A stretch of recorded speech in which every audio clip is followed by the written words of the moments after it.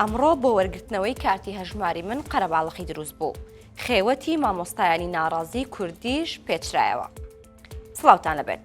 سەرەڕای ئەوەی تا ئێستا موچەی مانگی 5 دەنگینیە و پلاکانی گەرما بەرز و تاقەت بڕووکێنن. بەڵام لەو کەشەدا ژمارەیەکی زۆر کارمەندانی بەرگری فریاکەوتن لە سلێمانی و چەمتماڵ و خانەقینەوە چون بۆ سلێمانی بە چەند سەعات لە بەردەم بانکی تانجەڕۆ سەرایان گرت و تا کارتی هەژماری من وەربگرنەوە. ئەوەی پامنەری 964 تێبینی کردووە قەرەباڵغێکی زۆر دروست بووە بە هەڵا و فەرتەنە.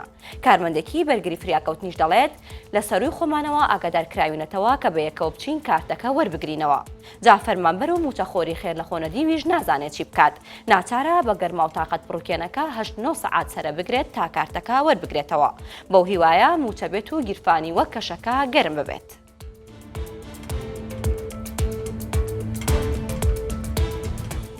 دانیشتوانی گوندەکانی دۆڵی سماقۆڵی تووڕەن لە بێکارەبایی و خراپی ڕێگاکەیان. ئەمڕۆ ژمارەیەک لە ڕیسپی و پیاماقۆڵ و گەنجەکانیان بە نوێنەرایەتی خەڵکەکە چوونە کۆیە و لەگەڵ بەرپرسانی ئیداری ئەوێ قسەیان کرد و 48 کاتژمێریش مۆڵەتیان داوە کە وەڵامیان بدرێتەوە. بە پێچەوانەوە ڕێگاکە دەگرن. ئەوان دوو داواکاریان هەیە. کارەبای نیشتیمانی وەک پێشووتری لێ بکرێتەوە چونکە ئێستا بە قسەی خۆیان شەو ڕۆژ تەنیا 3 بۆ 4 کاتژمێر کارەبایان هەیە.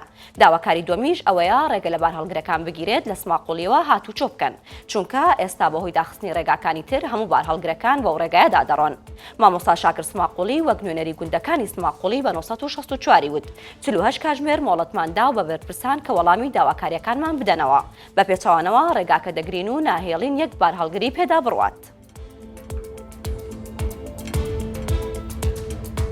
جگەلەوەی موچەکانیان پێنادەن ڕێگاژ نادەن گربوونەوە بکەن و خێمەکەشیان پێچانەوە.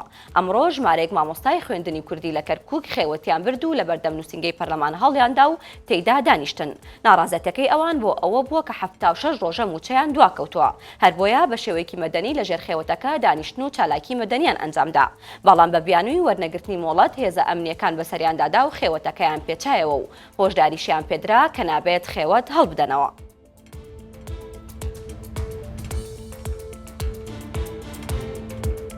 ئەگەر خوا بکات و پەرلەمانی کوردستان دەست بە دانیشتن بکات پرۆژەی یاسای لێبوردنی گشتی ئامادەیە. ئەگەر پەسەند بکرێت نیوەی بەندکراوەکانی کوردستان ئازاد دەبن. ئیحسان عەبدوڕەحمان بەڕێوەبەری گشتی چاکسازیەکانی هەرێم بە 964 وت پرۆژە یاساکە لە ئەنجومەنی وەزیرانی کوردستانە تەنیا چاوەڕێی پەرلەمان کارا بکرێتەوە و دەنگی لەسەر بدەن. هەر ئەمڕۆژ بەڕێوەبەرایەتی چاکسازیەکانی هەرێم ئاماری 6 مانگی سەرەتای ئەم ساڵیان بڵاو کردەوە. بەپێی ئامارەکەش 543 قوتابی لە قۆناغە جیاوازەکان لە چاکسازیەکان خوێن و 74 قوتابیان ئەم ساڵ تاقیکردنەوەی پۆلی 12 ئامادەیان ئەنجامداوە و بەشێکیان دەرچوون و بەشێکیان کەوتونەتە دەوری دووەم. هەروەها 134 خوێندکار هەیە کە لە زانکۆ پەیمانگاکان لە ڕێگای ئۆنلاینەوە درێژە بە خوێندنەکەیان دەدەن.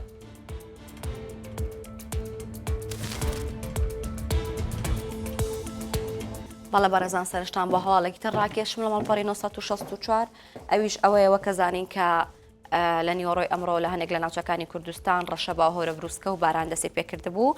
بەهۆی هەورە بروسکە و باران و ڕەشەباوە زیان بەر هەنێک شوێن کەوتووە لە گوندێکی پشتقەڵازێ بە تایبەتی لە ناحیەی هێرۆ و لە 13 گوندی دەوروبەری کە بەهۆی ڕەشەباوە 6 ستونی کارەبا کەوتبوو وای کردووە لە کاتێکا کە پلەکانی گەرما بەرزە لە ئێستاە ئەو 13 گوندە و ناحیەی هێرۆ بێکارەبا بوون بەهۆی کەوتنی ستونەکانەوە و بەڕێوەبەراتی کارەبای قەڵاتزێ و راپەڕی قسەی بۆ 964 کرد دەڵێت کە تیمەکانیان ئێستا لەوێن و سەرقاڵی چاکردنەوەی ستونەکانی کارەبان لە هەمان کاتە هەر ئەمڕۆ لە گوندی گەڵاڵە بەهۆی هەورە بروسکەوە 16 سەر بزن کە هەورە بروسکە لێی داون مردار بوونەتەوە و بەڵام زیانەکان بەر ئاژەڵەکان کەوتووە و شوانەکەیان سەلامەتە.